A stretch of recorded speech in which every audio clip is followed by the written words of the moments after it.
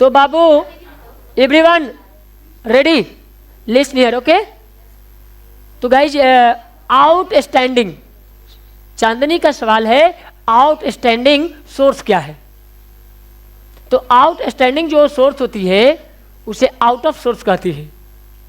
दो तरह के सोर्स होते हैं, एक इंटर सोर्स और दूसरा आउटर सोर्स। तो आउटर सोर्स में क्या है, आउटर स्टैंडिंग और इंटर स्टैंडिंग सोर्स। तो इंटर का मतलब जो अंदर हो, आउटर यानी बाहर हो। सॉल्यूशन दो तरीका के होते हैं, नॉलेज दो तरीका के होते हैं, काम दो तरीका के होते हैं। एक आंतरिक काम होते हैं, एक बाहरी काम।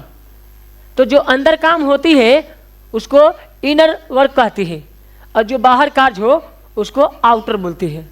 तो बाहरी स्रोत यानी दो तरह के इनकम होते हैं, एक जो आपके लीगल इनकम होते हैं, जो काम करते हैं उसके बदले में पैसे मिलते हैं। दूसरा आउट ऑफ सोर्स होती है, जो एक्स्ट्रा टाइम में हमने मेहनत किया, एक्स्ट्रा ऑर्डिनरी से हमने अर्जन किया, तो वो आउट ऑफ सोर्स कहलाता है। ठीक है, समझ में आ गया बाबू? ओके ओके, नेक्स्ट सवाल।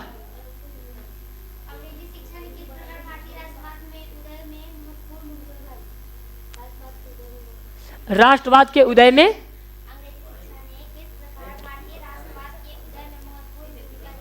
राष्ट्रवाद में या राष्ट्रीय शिक्षा में किस तरह से अंग्रेजी शिक्षा हावी हुआ या भाग लिया, या किस तरह से डेकोनाइज हुआ। ठीक है, तो ये बहुत ही आसान है बाबू, समझेंगे ध्यान से कि राष्ट्रीय शिक्षा में अंग्रेजी की शिक्षा को इसलिए इम्प्रूव किया गया कि भारत के शिक्षा पद्धति में हिंदी की मान्यता थी, लेकिन जैसे ये ग्लोबलाइजेशन की शिक्षा में आएंगे तो अंग्रेजी की बहुलता देखी गई। अनेक देशों में अंग्रेजी शिक्षा प्रचलित थी।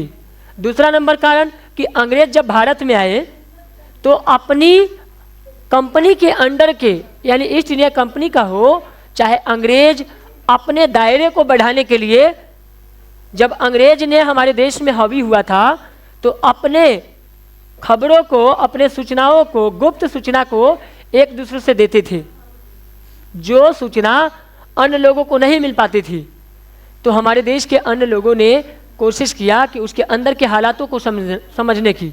जैसे गांधी जी ने लंदन में जाकर, ब्रिटेन में जाकर के वहाँ पे पढ़े। जैसे प्रथम गोलमेज सम्मेलन हुआ था तो उसमें डोनाल्ड साहब जो थे, डोनाल्ड, ठीक है, वो ब्रिटेन के यानी इंग्लैंड के प्रधानमंत्री थे।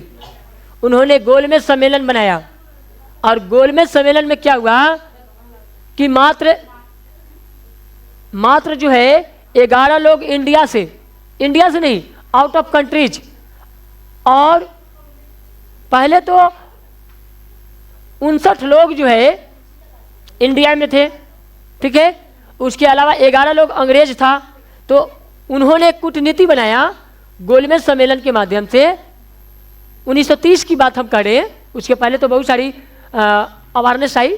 टाइम्स ऑफ इंडिया अभी जो है इंग्लैंड की पत्रिका है, उसी तरह जो अमेरिका की भी पत्रिका है जो टाइम्स ऑफ इंडिया के द्वारा अब भारत में भी उसका लॉन्च हो गया। अलग अलग देश में अंग्रेजी शिक्षा की प्रचार प्रसार के लिए ये सब कार्य करते हैं। न्यूज को भी प्रसारित करते हैं। टाइम्स ऑफ इंडिया जो है इंग्लिश पेपर आती है, उसके द्वारा जो है इंग्लिश में पेपरों को संचालित कर देश के राष्ट्र को मजबूत करने की कोशिश किया जाता है। तो पेपर मैटर नहीं करता है, मैटर नॉलेज करता है, और नॉलेज को एक्सपायर करने के लिए सरकार को मजबूरन करना पड़ा, क्योंकि इंग्लिश सरकार ने उसको आउट ऑफ अंडरस्टैंडिंग रखा था। लेकिन बाद में जब भारत की आवश्यकता पड़ने लगी तो वो धीरे धीरे बढ़ती चली गई। भारत के लोग अन्य देश में जाकर एजुकेशन को ग्रहण किए, और वो एजुकेशन हमारे देश में फैलने लगा। उसकी धारा प्रवाह, विचारधाराएं बढ़ने लगी। इस तरह जो है ना आज अंग्रेजी का लोकप्रियता भारत में बढ़ने लगी है। ऐसे ये इंटरनेशनल लैंग्वेज है। The English is a international language and a global system language. Don't worry to Indian language, Indian language is a Hindi. ठीक है, तो आउट ऑफ अंडरस्टैंडिंग भी मान सकते हैं, ये लैंग्वेज आउट ऑफ कंट्रीज का है। आई होप कि आप लोगों को समझ में आ गया होगा। धन्यवाद। आजकल सांप से भी खतरनाक हो गए हैं लोग। आजकल के लोग में क्या है, सांप से भी ज्यादा खतरनाक है। सांप अपनी सुरक्षा के लिए डसता